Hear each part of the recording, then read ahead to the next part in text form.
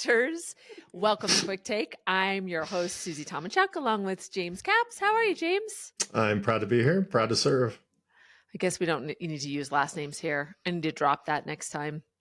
I don't know. So formal. Some of our listeners might get confused with the other Jameses you have on the show. That's right. That's true. Yeah. And it's evolution. So this goes right. I'm teeing myself up really well. God, congratulations, Susie.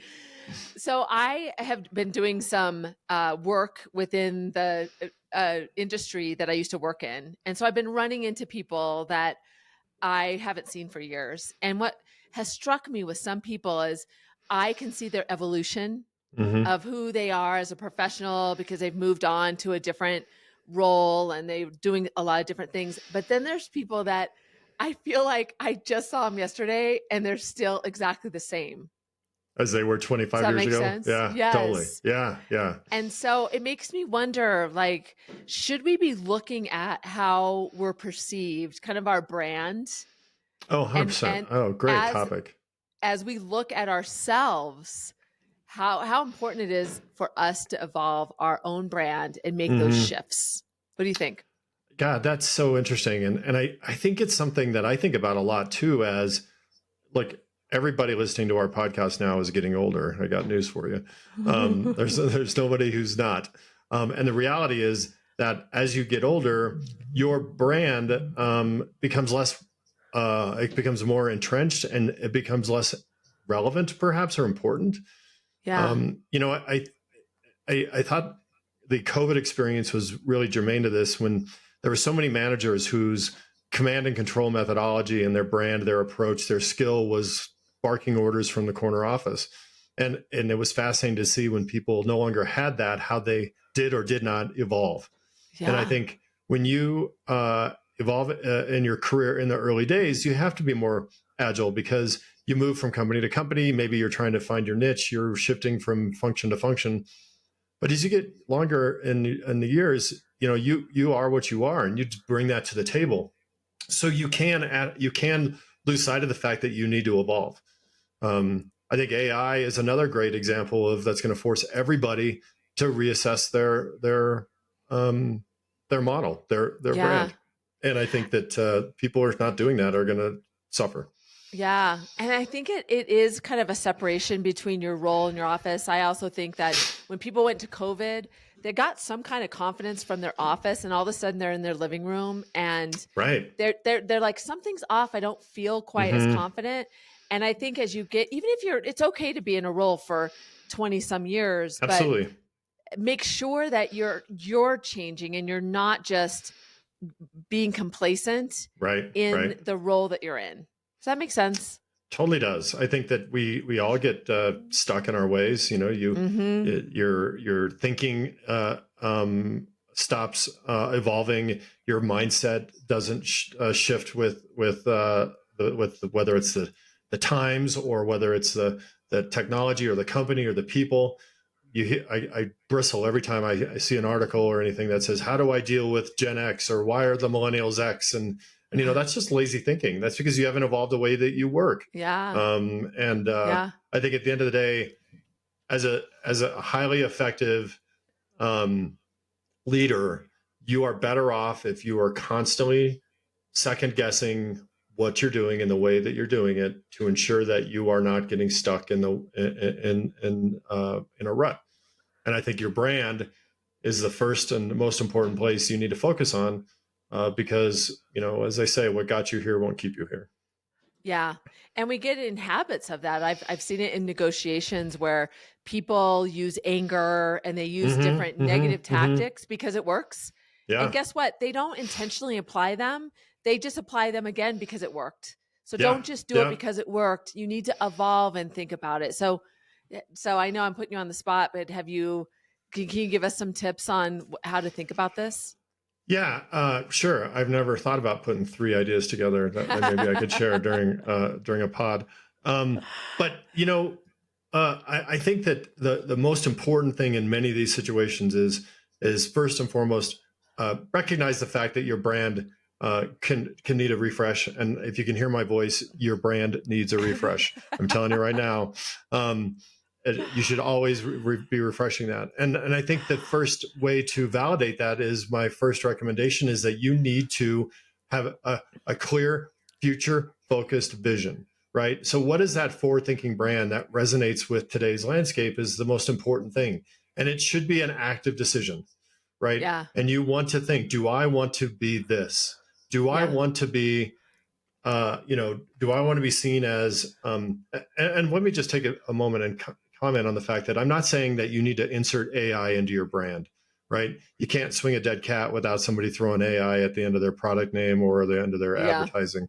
But what I am saying is, take a moment, understand that in your role, you need to be part of a multi-year, multi-industry, multi-technology, multi product vision, and how do you message that and put a language around that. And I think, unless you put some sort of thought to that, it's going to be sloppy, and really you'll fall back on your previous brand. Yeah. And think about when you're doing that and you have that goal, how are you going to adjust to that? What are some tangible things that you're going to do so that you don't just put that North Star out there and you're Right. like, you don't really apply it. That's not going to get you anywhere. Well, and one of the people that I think about a lot in this case is Mark Zuckerberg, who has, been around forever. I mean, I think for a lot of us, he's just been a figure in our lives, but he really did a wonderful brand transition. If you think about it, he went from basically being the butt of a lot of jokes to being a robot who couldn't actually be able to communicate with people in front of Congress. People questioned whether he was actually a human, like not a robot. I mean, he was literally so bad. He was seen as a college boy who did something stupid and got lucky. And now he's actually seen as more of a thought leader. He is, while not, he's not a Fortune, your classic East Coast Brooks Brothers Fortune 100 CEO, but he's now commanding more respect. He has found a place to put his voice, and that was hell. I suspect that the branding company he hired to do that was not cheap, but it was an evolution.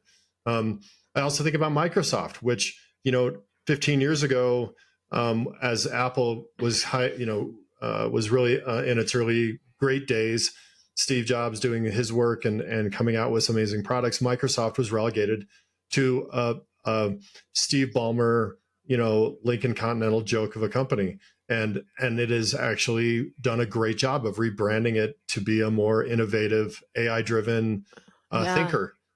That's active decision making. Those brands were changed with intention, and that's how you need to think about it. I need to reposition myself, and think about how you want to do that. Yeah, that's so good. And those examples are really helpful to really think about how that shift happened. Right. All right. So what's your next one? Well, and then I think the second one is just equally important. Is you need to really start testing that brand and understand the unique value proposition that comes to the table with that. So your brand can't be just a swell person or a smart thinker. You've got to have a brand that is understandable, that is something you can communicate, and start figuring out where those gaps are in between what you want it to be and what you think it is. So it's that first one is identifying that brand that you think you want to have and be, and then identifying the gaps that you need to fill to ensure that that's the brand that you want to promote. Yeah. And it makes me think that it might be good to also tell a few people that Absolutely. you trust that I'm really working on this, because it will inhibit you if people go, who are you? What are you doing? Like, what? Something feels off. But signaling that, and also makes you committed to it when you do that, is tell people. I actually think that's really my third bullet, which is, again, I stole it. No, you're great. It's clearly it's a good idea, but I think you have to go out there, you have to test it, and you have to have advocates for that brand. And those people are going to be your consiglieres, your counsel. And some of the things that I think about too are the difficult things. Like, if you want to be seen as a progressive thinker, you can't dress like you're from 1987, right? And if you want to think, you want to be seen as, somebody who is a good communicator, a good worker, or a people leader, somebody that maybe manages teams. You have to be able to have a good dialogue of one-on-one. And so, the brand and your brand management requires a great deal of self-reflection Yes. and challenge, and you have to challenge yourself. And I think that having a clear assessment of your gaps, and then having trusted people around you that can call you on your shit and tell you that, no, you're failing here, is so important. Yeah. And I think that those two go hand in hand really well. I think it's really true. It makes me think of, I'm laughing to myself because I had this visual. I have a friend that I grew up with that's older than me, and she has an 80s hairstyle, and she'll go and she'll get it totally redone. And inevitably, like a month later, 2 days later, it's back to what it was. Back because you can't not do it. Yeah. So it's like you have to be able to understand that you need to evolve into this future person, right, and not slip back into who you are today. Yeah. And I think, that hairstyle analogy is so brilliant in the sense that, just like many things. So this individual, the example you gave, they want to do and be something different. And yeah, they'll go and maybe go to a new stylist, get a new haircut, maybe, get a different color in their hair. But it's so easy to fall back into the comfortable. It's so easy to fall back into what you're used to. It's easy to assume that I am great because I was great doing what I'm doing now 20 years ago.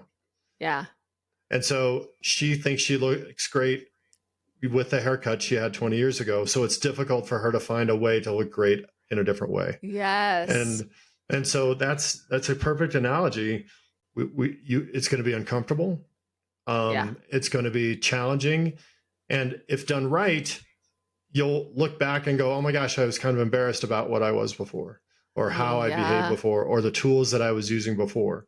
I think that there's just plenty of opportunity for each one of us to check our six on the way that we think about things, consciously and consistently reassessing the brand that we put forth is a great way to make sure that we stay relevant. Yep. If you don't look back on yourself and cringe, then you're not growing. Well said. It's going to be very well said. All right. Tell me the 3 tips.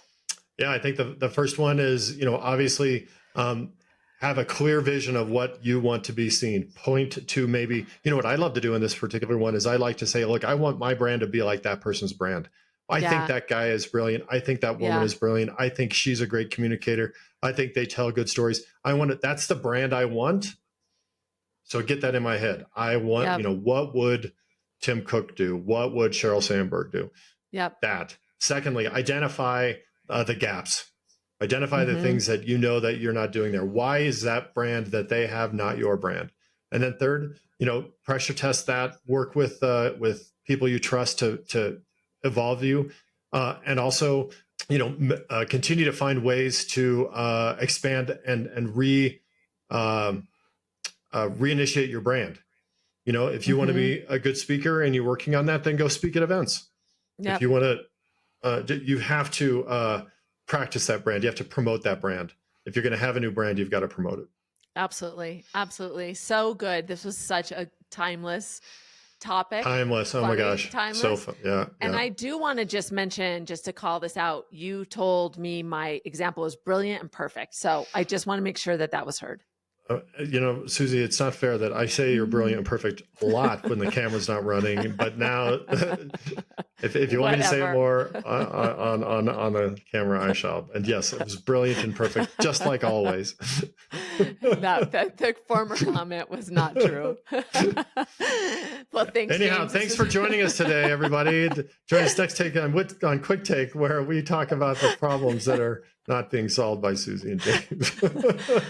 Thanks, everybody.